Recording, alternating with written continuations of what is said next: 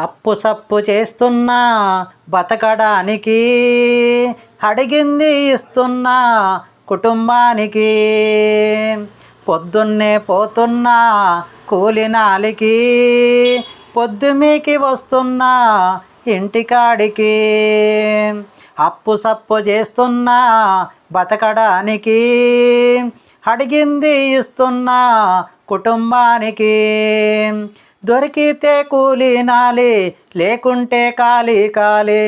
దొరికితే కూలినాలి, లేకుంటే ఖాళీ ఖాళీ.